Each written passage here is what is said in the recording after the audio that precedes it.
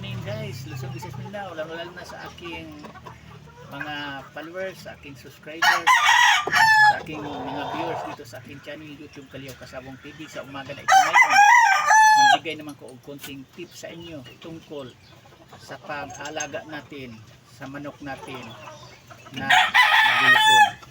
Ito na siya, ipakilala ko mo sa inyo. Ito na siya yung winner ng Talisay. Yan yung mahaba ito buntot, mahaba ang lawin nito, pero pangit na ngayon. Tingnan niyo ang buntot. Nagpalit ng balahibo, nagbibis na siya. Ito na siya ang resulta na sinasabi ko sa inyo nga hindi ako nagbubunot minamadali ang paglubog sa isa ka manok ko. Hindi ako nagbubunot ng balahibo sa buntot, lalong-lalo sa pakpak. Yan na siya.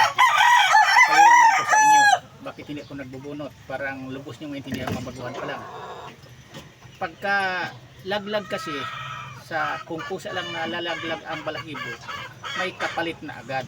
Hindi kagaya ng pinirsa natin, minamadali, binubunutan natin buntot, nawala kaagad, tumutubong kapalit, matagalan pa bago sisibol ang maging kapalit. Di tulad nito, ito hindi ko binubunutan. Kumplito na lahat yan. Yan. Kumplito na ang mga pamalit. Yan. Yan siya. Tumubo na lahat. Di kagaya ng minamadali natin, binubunot natin, parang magsabay-sabay.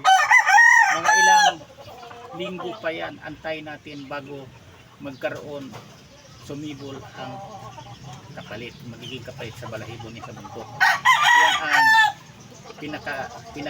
pinagkaiba sa binunutag hindi.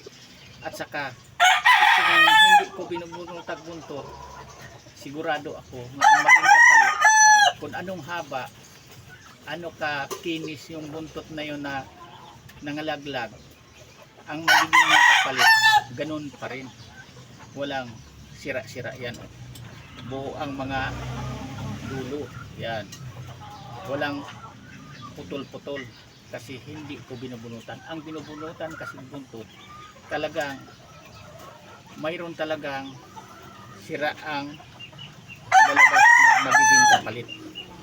Ito, yan ang course ko dyan sa aking proseso sa pag-alaga sa manokong lugon, na inaantay ko lang talaga yan na kusa lang mga laglag ang kanilang balahibo.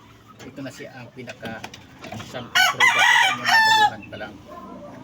Ang manok din kung maglugon, kahit ano ka pugi ang kustura niyan, pag ganito na nagpalit ng balahibo, mawala na ang kagapuhan. Kasi ito mahaba din itong buntot. Napanood nyo na to sa aking mga content video. Ito siya ang Grace Talisay, kung sinasabi ko nga winner na tinawag ko sweater grip ng mga lamang. Ayan hindi na maporma ang buntot, pangit na tingnan ngayon, pero babalik lang ito sa dati kapag humahaba na ito, tulad nung una niyang mga buntot. Kasi hindi ko siya binubunutan, sigurado ako ang magiging mga kapalit ganun pa rin. Kung ano ang natatanggal niyang mga balahibo, ganun lang din ang magiging kapalit nito. I-update ko rin sa inyo kung ano katotoo yung sinasabi ko kapag makumplito na ito, humaba na yung mga balahibo. Parang mapatunayan ko sa inyong mabaguhan pa lang, parang makakuha kayo konting idea sa aking mga ginawang konting video tungkol sa kaalaman ko sa pag-alaga ng manok na nagulugon din. At saka kailangan din huwag nating itinipid din, tipirin ang pagbigay sa pagkain. Porkit lugon, dapat pa nga susobrahan pa natin ang ibibigay nating pagkain sa manok natin na lugon para hindi ninipis ang mga pangatawan. Pag kumumplito na ang balahibo, sandali na lang natin i-kondisyon, ihanda yan. Yan ang totoo niyan. Kasi kung ninipis ang katawan sa ating manok, pag kumumplito na ang balahibo, ang antay naman din natin na maibalik natin ang kanyang dating pangatawan. Yan lang, maraming salamat ulit sa pagpanood. Sana mayroon kayong konting matutunang mabaguhan pa lang. Ito na pinakasample prueba ko sa inyo na kapag hindi binubunutan, hindi natin pinipirsa ang balahibo buntot sa ating manok. Maganda ang tubo. Sabay-sabay din. Yan lang. Thank you. Bye.